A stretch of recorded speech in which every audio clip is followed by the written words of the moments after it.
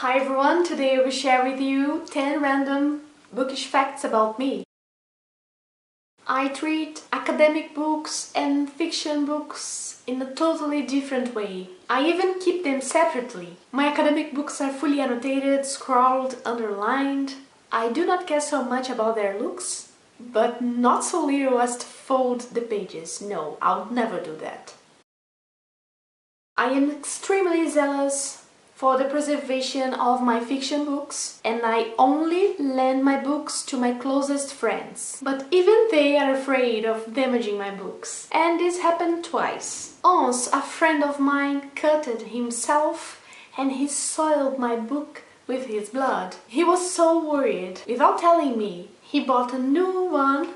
He put dedicatory, and in it he says, "Please forgive me, I put my sweat and my blood in your book, so now I'm giving you a new one. I promise I'll never do that again." It was this version of Silmarillion. It's a Brazilian edition. This is the new one this friend of mine got me, and he now have my older book with his blood. Years later, something like that happened again. One day I loaned this beautiful edition of Alice in Wonderland.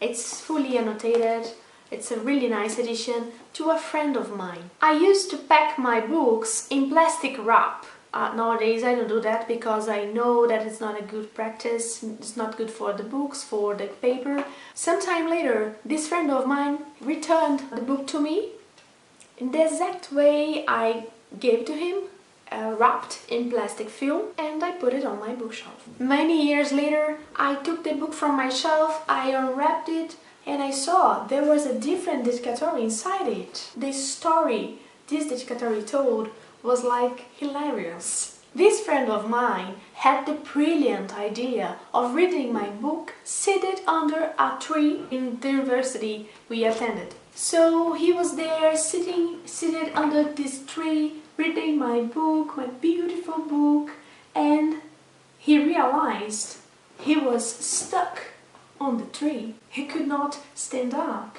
He could not free himself because there was a kind of tree sap that glued him on the tree. In this mess he was in, he ended up spoiling my book, dirtying my book with tree sap. Without telling me, he bought a new book. He made a dedicatory explaining what happened. "Sorry, I soiled your book with tree sap. I was glued. I could not save the book. My hands were really dirty, and now I am giving to you a new book." Read it like 5 years later because the book was wrapped in plastic film. I didn't open when he returned it to me. So this is proof that my friends are afraid of getting my books or reading my books. I know I'm not proud of that, but these are two really fun stories. When I was young, like a teenager, my dream was to have the biggest library in my city, and I used to think my library one day will be the biggest one.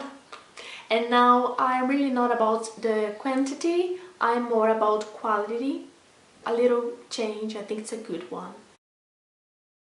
I live in a small apartment, so I have to really take care because I have to have space for my books, but I also have to live in here. Now I buy books that I really love. I really do some giveaways, but now I have a collection that I don't really have books that I don't like, that I don't enjoy. If I have to guess, I would say that I have something between 500 and 600 books. The paperbacks I have are probably Brazilian books, academic books that I don't have in hardcover, they don't exist in hardcover, or fiction books that I really enjoy that are written in Portuguese. I don't have paperbacks in English. I really give them away. Nowadays, when I don't know if I will enjoy a book, I read it on my Kindle, and if I really like it, I get the hardcover. That's the way I'm building my personal library. For a long time I collected comic books, graphic novels and manga. But when I married, I had to leave my collection in my parents' house because there was no space in here to keep them. I miss them so much. As I told you on the BookTube newbie tag, I'm Brazilian and I'm really proud of my country, I really love it. But for some reason I can't explain, I could never identify myself with national literature. I don't know, because Brazil have amazing writers. Maybe it's something that will come with age, I will change my taste. Let's see. Or not. I don't think it's a problem. Although I love hardcover books, I really enjoy my Kindle and I use it all the time, especially when I am traveling, and I really enjoy audiobooks. But the best audiobook I ever heard was The Handmaid's Tale, read by Claire Danes. It is available on Audible. It's like a masterpiece. I really recommend it. Brazil is one of the countries that most collects taxes on products in the world, especially imported ones. But fortunately, books are an exception. We don't have to pay taxes on imported books. I usually buy my books on Amazon Brazil, and sometimes I buy also on Book Depository and of course Folio Society. Reading is my biggest hobby and I try to read at least one book per week. I always try to read 60 books per year. It's like 5 books per month. I usually read more than that, but that's a number that keeps me disciplined. I think it's a good number. I'm talking a lot.